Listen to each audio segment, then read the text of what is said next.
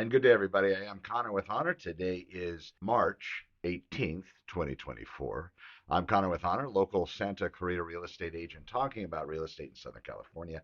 It's always my favorite topic, and I do these shows daily. So today we're going to talk about local inventory, but also something that made its way back onto the newswire is the real estate commission lawsuit that has finally been settled. So basically, there was a lawsuit talking about sellers being burdened with both sides of a transaction when it's regarding commission being paid to real estate agents. So even though that was always subject to the seller making a decision how much he was going to offer and if he was going to offer anything at all, because sellers didn't have to, it was the presumption that they kind of maybe the lawsuit was settled in some way, shape, or form. Not an attorney, not meant for legal advice, but to get the gist of it, that has now created the cycle that started when the lawsuit was filed, then when there was a verdict, and now, of course, we have where it's been somewhat settled from what I can read and find out. What that means to you as a home seller is that now it's going to be put in front of you even more apparently that your choice and what you pay in commission is up to you. It is your deal. You choose what you pay. Now, of course, it's also up to the other party, the real estate agent that you're hiring, to accept that as well. So now we have a negotiation. As from when I started in the business in 1998, it has been that way for me for that entire time. I didn't see anything different over the years. There were some times when I would go in and I negotiated with them, and then there were other times when I did not allow myself to budge from where I was. And there are various variables, different reasons as to why. But again, at the end, it is negotiable, and it has been since I've been in the business since 1998. But again, what it means to you is now you're going to be talking about it probably a lot more. In addition, there's going to be other disclosures that probably have to do with buyers being represented by other agents, buyers then doing something that would then be considered and is now considered something called dual agency, meaning the buyers on the same transaction, the same agent representing the seller also represents the buyer with the sale of the same residence.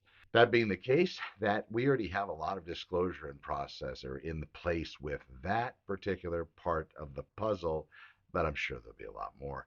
With every transaction, there are over 40 regular disclosures, and you got a stack of paperwork like this if we still had real paperwork. Paperwork does exist when people push the print button, but more often than not, it actually is saved in files and places, probably with one original somewhere that has to be held on for a certain amount of time to probably fulfill some kind of a legal matter. That's the real estate commission. You know what, folks? At the end of the day, reach out to me. Let's discuss what this truly means if it does burden you. If you have other questions, feel free to fire them off here. More than happy to answer any of the commission related questions, anything regarding real estate to try to set you at ease if in fact you're completely torn up about the lawsuit. All right, so there's that. So now we're at the 4 minute mark. At the 6 minute mark, I'll be jumping into the fat torching and all that fancy stuff. But right now, I wanted to talk about local inventory and give you what's happening in this local market. Now, as you know, when you're looking at data sets, just a few days or a week or 2 weeks really isn't a good indication of overall market health or what's happening or in health or the market having problems or whatever. But I am seeing a trend that's been building over the past few weeks, more than likely as a result of Super Bowl being over. And that trend is we are building more and more inventory coming onto the local market. Whereas a couple of weeks ago, we had in the teens, 300 and teens, so 313, 315. Today, as of Monday, the 18th of March, 2024, I don't know why it's so hard to say, 340 complete active listings on the market for sale. Of those, we have 14 that are coming soon. So those are going to be breaching into the market within the next 21 days. Going to be some of 21 days, depending on when they actually came onto the market. But this is what is current And I know those coming soon listings have a maximum of 21 days of exposure. So there's that. All right. So with regard to the local real estate market, we are seeing that increase. We haven't seen what's called the absorption rate change, meaning showing our local market condition, and that happens to be still in a seller's market. Moving into the Sherman Oaks area, still in a seller's market. Price point quite a bit higher than Santa Clarita Valley, even with price per square foot being higher in Sherman Oaks. But moving back into the Santa Valley, I try to keep my eye on these different individual markets so I can report back and see various trends. In addition, I have buyers and sellers in all areas in Southern California as well. I'm personally taken care of, so I have to really be up on those markets as well. We're at the 6 minute mark, folks. Thank you so much for watching. Reach out to me when you're ready, and I will take great care of you. Let's talk a little bit about fat torching. So, this past Sunday, not Sunday yesterday, but Sunday a week before, I started out at 285 pounds. This morning, I am 275 pounds. That's a 10-pound loss. But in that particular section, I had a 20-pound loss at one point. And you're going to say, oh my gosh, you gained back 10 pounds? Absolutely. Here's how that mechanism works, at least for me. So when I torched off, I was 365 pounds, and I was able to torch that off to get down to around 235. And being down at 230, 235, it was great, but it was a little smaller than I had intended. I've been lifting really heavy and so on. So I was able to put on some muscle mass and also some weight, more than likely fat. And I got up to 285. So I said, for purposes of the show and to show how my love of fasting and my dedication to it actually works, I thought I'd put together a little bit of a challenge. So I did 50 days, and that's going to end April 29th.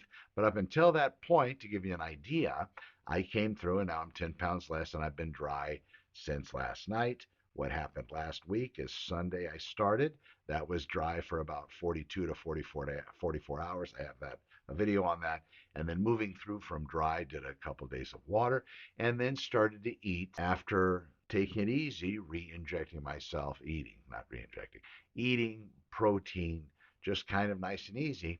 And then all of a sudden I was full bore into it. And again, because of the water gain after fasting and these sorts of things, you're going to put up, you're going to put back on a little bit of weight, but don't panic. So overall, in 7 days, 10 pounds down.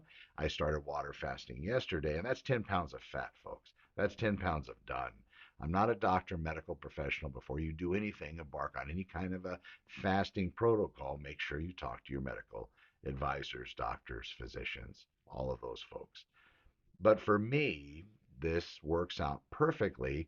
So now we have week 2 of the 50 days, and now we're going to see if I can bite off another 10 pounds or better.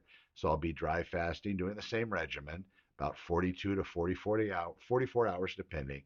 Now, when I'm fasting, whether it's water fasting or dry fasting, I always have a promise to myself. After I realized in the past how many times I hated myself for failing, I then turned that around and started looking at my failures as what makes it possible for me to continue. Meaning, it's not really a failure. It's me just not doing my best work. It's me practicing fasting. And whenever I was done practicing and I had a win, I chalk that up to the win side. That's a win. So I practice, practice, practice. Then finally I get a refeed right, or I do the time period I wanted to do, even though there might have been some bodily pain from the fasting as related to cramping, maybe mineral loss, these sorts of things.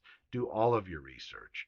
But that being the case, it was able to keep me moving the ball forward, and that's how I was able to drop all that fat and then build back with testosterone therapy, build back muscle, start working on that once I got those hormones in check. That worked out fantastically as well. So here we are at the beginning of the second week, so we'll see where we get this particular week, and I'm hoping to be 10 plus pounds down by the following Monday, and I'll keep you posted on my daily progress. I'll put together a video as well that does show the snapshots of the dates and also the scales at the different times in there. Be well, everybody. Thank you so much for watching, and we will be back very soon with another rendition of Connor with Honor. Over and out.